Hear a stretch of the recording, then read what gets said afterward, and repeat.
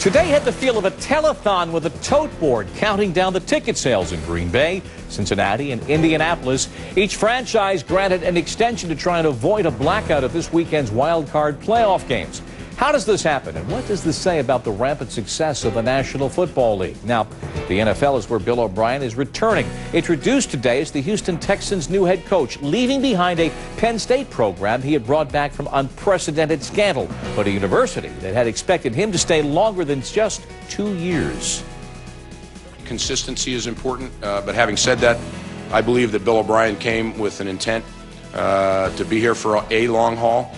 Whether it's forever or not, you can't predict those kind of things. And Bill always operated under the assumption that he was going to be here for an extended period of time.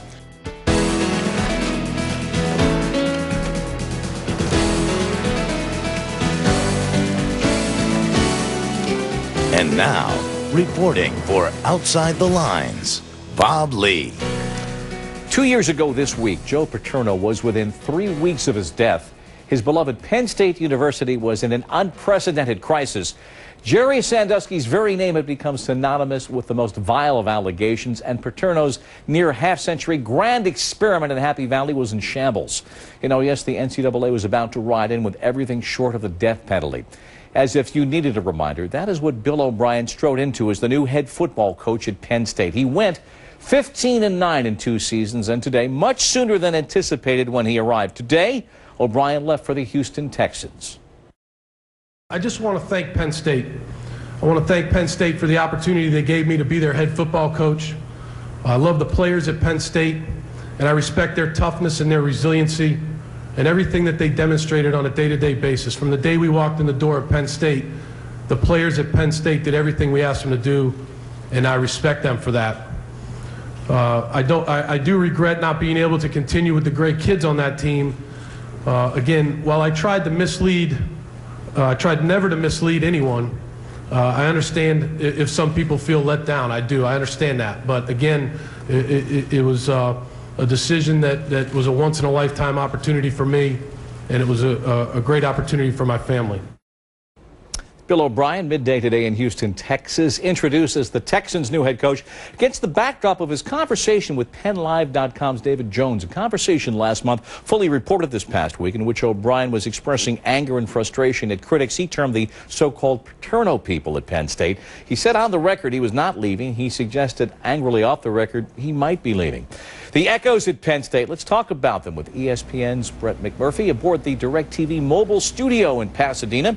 David Jones, whose account of that conversation with O'Brien has made headlines. He joins us via Skype today. And Corey Geiger of the Altoona Mirror Sports writer there, and also ESPN Radio 1450 in State College. Good to have you all here. Corey, from right there at the dateline, how's this going down today? O'Brien, new coach with Texas. Well, there's a lot of frustration with Bill O'Brien and the Penn State fan base, Bob. I kind of always thought that if O'Brien left for the NFL, the fans would look at him and say, thank you, good job, we appreciate everything you did. But, that turns out to be really not the case. I think everybody's appreciative of what he did, and he did do a great job. But there are a lot of fans who are just furious for him turning his back on the kids who remained committed to this program throughout very difficult circumstances. So, I can't say what percentage of the fan base is more angry than appreciative of what he did, but there has been a very, very strong opinion since the news first broke on New Year's Eve that a lot of the fans are very angry. Which is a perfect segue, David, to ask you to give us some of the context of your conversation several weeks ago with Bill O'Brien, which of course made news as you wrote that account in the last several days. Just give us the headlines here and how that came about. I was calling to try to decipher why Ron Vanderlinden, who was a longtime assistant there and had gone back to the Paterno era, back to 2001, why he had departed. And there was a very cryptic Penn State release to that effect, and I pretty much surmised later that it had kind of a human relations department spin on it, that both parties, both O'Brien and Vanderlinden, were asked not to say anything, and they were both very firm that they didn't want to say anything. So finally, Bill asked me, why do you have to know this? Just print what's in the release. And I said, well, I think there's probably a a section of the fan base, back to the Paterno staff, the people, they like Larry Johnson and Ron Vanderlinden, and those people would probably appreciate an explanation. And I could give it one without you don't have to say anything, but as long as I can understand it, maybe I can explain it to some of the Paterno loyalists, and that set him off.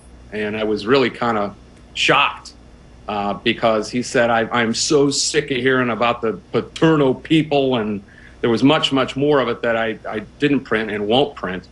But the stuff that he said eventually, you can print this, is what I did print later. I even held back on that because within the conversation, he said both that he was probably going to leave in a month, and then when I asked him a few minutes later, he said, I'm not leaving. So I could see he was torn, and I didn't want to artificially affect what the decision would be by printing all those comments. I knew that would end up virtually forcing him out if I did. So I withheld him for about until after he decided to leave. Brett, let me ask you, the reporting of college football, at what point was it apparent that Bill O'Brien was in the job market? I think it's been speculated about for some time, Bob. I mean, he's obviously an attractive candidate in the NFL, has a storied history in the NFL. And I think for a lot of folks, it just looked like it would be a matter of time. I commend him for staying there that long. But he had arguably the toughest coaching job outside of Miami's Al Golden, as far as coming into a situation with everything swirling around the program and off-the-field issues. And you had a period of time there where players could leave without having to sit out a transfer year. You had coaches from other schools actually coming onto campus trying to get players. I mean, it was a circus, and he did an unbelievable job there, and I think he leaves Penn State in a much better place than it was than when he got there. All that being said, though, David, and then I'll ask Corey to comment on this. You heard Dave Joyce, AD top of the show, say the expectation was, at least to Joyce's mind, that he would have stayed longer. What was the realistic man in the street and also administrative understanding of how long this commitment was? We understand coaching contracts sometimes aren't worth the paper that they're not printed on. But what was Penn State really expecting here? Is that to me, Bob? Yes. Yeah, Dave Joyner is his name, the AD. Sorry. And the man on the street, I tried to explain to people that Bill really had his eye on the NFL, and he's a perfect NFL coach, and he's not a perfect college kind of guy, because college guys have to deal with college problems, college administrators, a lot of college politics, and that wasn't what he was about. And I don't really think he enjoyed that part of it as a head coach. This is his first head coaching job. He had several college assistant jobs, but not as a head coach. And like Brett said, it was a circus.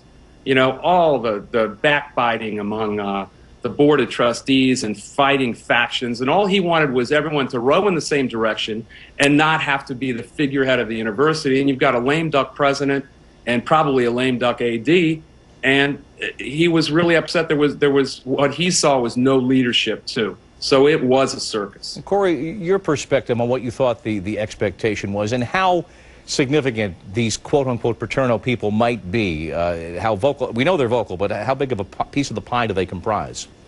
I'll agree with a lot of what Dave said in terms of, look, he was an NFL guy. I think that's the major disconnect with a lot of the fans, because many of us here knew he was going to be gone to the NFL eventually. He was just waiting for the right situation, Bob, and he felt the Texans were the right situation. Frankly, going back well more than a year ago, I never got the sense that Bill O'Brien was going to be here longer than 2 or 3 years. When the sanctions came down, frankly, he probably had every intention of maybe counting the days until he could get an NFL job.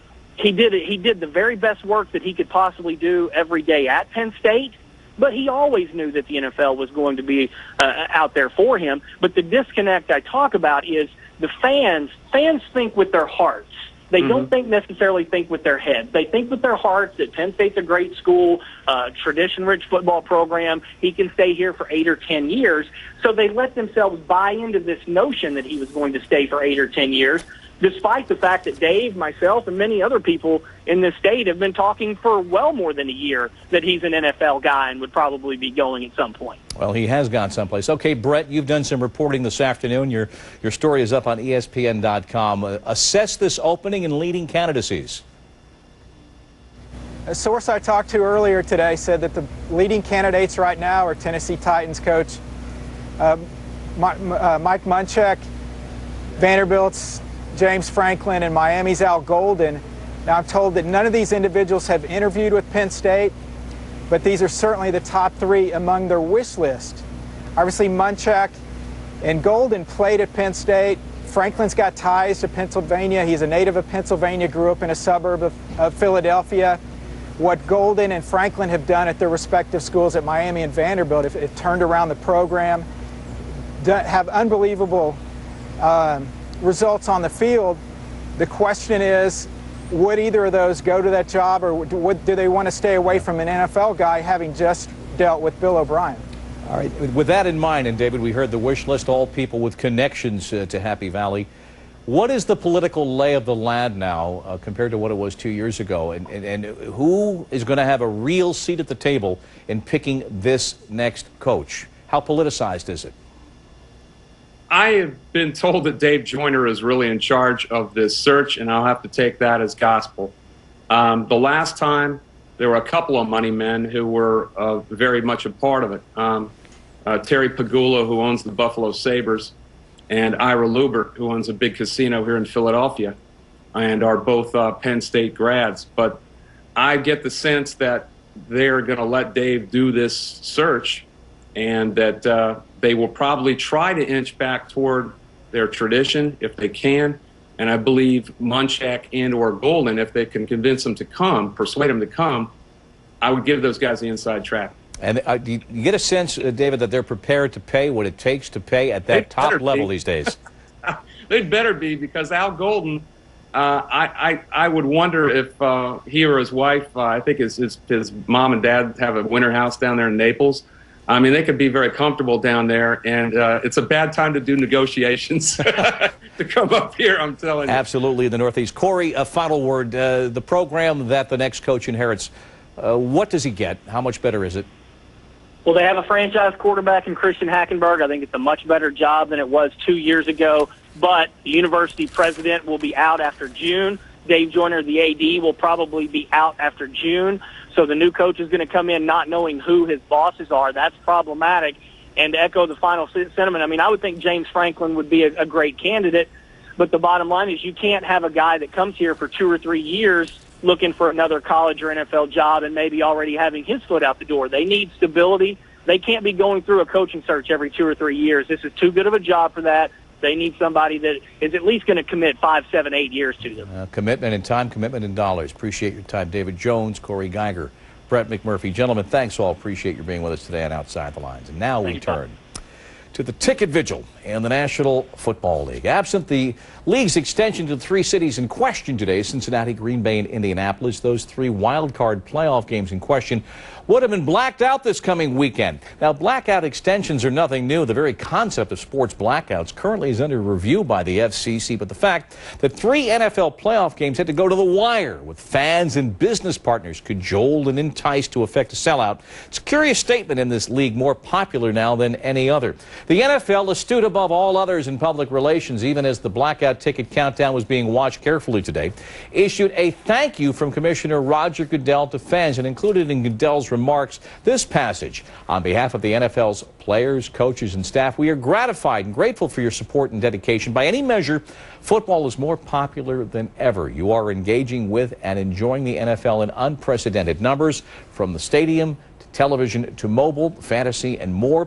There has never been a better time to be a National Football League fan. So now Green Bay and Indianapolis, they have sold out. Cincinnati has sold out as well. The last NFL playoff game to be locally blacked out was in January of 2002 in Miami. Now today, we did ask the NFL for a history of blackout deadline extensions for playoff games. And while they tell us they don't keep exact records, they did inform us there have been only 5 playoff blackout deadline extensions in the past 14 years until this week, when there were 3 more. So that was 5 in 14 years and 3 this year. The micro and the macro of the story as we say hello to Darren Ravel, ESPN sports business reporter. We also say hello to Andrew Brandt, ESPN's NFL business analyst, who did time, and distinguished time it was, in the front office with the Packers. So it's a natural lead-in, Andrew, to ask you, Green Bay struggling to sell out at Lambeau, and yes, it's going to be the prototypical Lambeau legendary weather. It could be, what, 15, 10 below zero. What's your analysis of what we've seen on this ticket situation with the Packers? Certainly a curiosity to have this happen with maybe the most vast and passionate fan base in all of football, if not all of sports. But, Bob, you have to look at the rationales that are in place. They sound like excuses, but the fact is these vouchers were sent out during the season when the Packers suffered a bad loss to the Lions. They were under 500. They weren't looking good for the playoffs. You also have the short nature, the frantic finish in Chicago. You have the brutal temperatures and the holidays. Also, you have one thing that I wasn't there when I was. We never had the blackout discussion in my 9 years there. It was never even an issue. But you do have 7,000 additional seats that have gone up in the past couple of years. Having said that, they did need help from their friends, the sponsors, to jump in and get this a sellout. I do think, Bob, this is an anomaly. Of course, Green Bay, where they put names on the ticket waiting list when people are born, this is an anomaly. I don't see it happening again, but the fact that it happened at all is cause for discussion, if not concern, that how could this happen in all places, Green Bay, Wisconsin. Darren, we did invite the National Football League to be part of this discussion. They declined, but they did make several points. Their broadcast partners all were up this year. They only had 2 blackouts during the course of the entire regular season, which was an all-time low. And as Andrew mentioned, most of the game's final week had playoff implications. You had the midweek holidays. Having said all that, what is your take on what we've seen with 3 in 1 week go right to the wire, having go to Friday? Well, there's certainly a discussion, Bob, about the TV experience, the live, being there live versus being at home. And that plays in here. Andrew was correct about when they actually sent out the ticket vouchers. You had to commit. In Green Bay, for example, for the first time ever, they said you have to give us a credit card payment for all of the games, and you cannot get a refund. It will be credited to your 2014 season tickets. In blue-collar Green Bay, that means something. So that's also something that happened kind of in the back scenes of things that I think could have affected things. Also remember, 13 of the 16 games had playoff ramifications, so we live busy lives, probably busier than ever now. And, you know, these last-minute things that happen, you know, it's a little harder to get to the game to plan. Andrew, you would think the Packers would know their market well, and if it is, yes, smallest market in the league, smallest market in major sports, essentially. Yes, blue collar, as Darren has characterized it. Why would they do this? And and how established is that policy? Charge it all at once for the postseason, and we'll roll it over, and we'll make the interest. You won't. Yeah, it seems to be a little different than when I remember being there in terms of sending it out at that time and demanding payment. Again, the refund would be towards next year. It does seem a change, again, a more business approach than the family approach that Green Bay has been known for. But that's the NFL right now. I think the bigger issue is that Darren mentioned the home viewing experience continues to be better. It always is going to be improving as we speak, and people want second screens, third screens, interactivity. I've gone to a couple of stadiums this year. Wi-Fi hasn't even been available. That was an initiative when I was in the league in 2008. We were already talking about more interactivity, better game day experience, better technology, improving Wi-Fi. That has now upped the ante. You have to improve on that going forward. I know the league's going to talk about only 2 blackouts this year. This is going to be an increasing problem to get people in the stadiums when so much viewing opportunity is there in the home viewing scenario. They spent $1 billion at the Meadowlands, Darren, and I'll speak of somebody who goes there maybe 2-3 times a year to watch a football game. It's if you don't sit in a premium seat, it is a quantum step back in value for your dollar and ease as a fan. They whiffed with that stadium, in my opinion. And they were one of the first to have Wi-Fi, Bob, and, you know, it's okay. And I think the problem for the league is there is no automatic, immediate solution here. They are really in the hole in terms of the home experience. The TVs are getting larger. We're going to have 4K TVs soon in terms of the pixels that you can watch. The TV's only going to get better, and there's not an automatic solution. And while you can have tickets being sold in the amount that they're sold in the NFL, you kind of have to wonder. The league is really trying as hard as they can, but this is a situation where the rubber meets the road. I think this is the biggest test, maybe the biggest sentiment out there that, hey, these are playoff games, and yes, weather in Green Bay, but even in the other markets, TV is just so good. I just want to add one more thing on TV. Remember, the league, next year, each team is going to get, I think, about $200 million in shared national TV revenue. Compare that to what they make for tickets. I got to say, I'm sorry, but the fan in the stands just doesn't count anymore, exactly. Or as much anymore. Well, that's heretical to suggest to any capitalist that to leave $1 on the table, but does it matter if that stadium is empty or not in the grand scheme of things? Obviously, it has to be full. Obviously, they want to make the last dollar. But as Darren makes the point, we're talking large and very small pieces of that financial pie. Yeah, let me echo that with Darren, because when we planned our projections for budget, 55 to 60% of our revenues were coming from national TV. We could pay basically our player payroll with national TV revenue. So in terms of prioritizing what the revenues were, the ticket sales were not there. Again, never an issue in Green Bay, and it's probably not going to be an issue past this weekend. But again, in prioritizing revenues, the national television revenue dwarfs ticket sales. If you're going to buy a ticket, though, Darren, we got about a minute. There's that big secondary market out there. There's StubHub. There are all sorts of sites. How's the league approaching that? Well, I mean, the league, they now have things where you can have, if you go to Ticketmaster, you can see the primary tickets and the secondary tickets all together, and you just pick the best seat. In this case, actually, which was so weird, in the playoffs, up until a couple days ago when all the sponsors came aboard, you could actually get a cheaper seat with the Packers than if you went to StubHub and looked up the Packers. So, I mean, it's certainly very interesting. The true market value is not what the team sets. It's what the market manifests itself on StubHub. And that's kind of a thing that all fans now know. Just look at Yankee Stadium, the brand new Yankee Stadium, when those $1,000 seats were going for small portions of them when they first opened that building. It's fascinating. Guys, Darren and Andrew, appreciate your time. Thanks so much. Be sure to check our page at facebook.com/OTL. Follow me on Twitter at Bob Lee ESPN. Download the podcast or subscribe for free at iTunes. We're coming right back.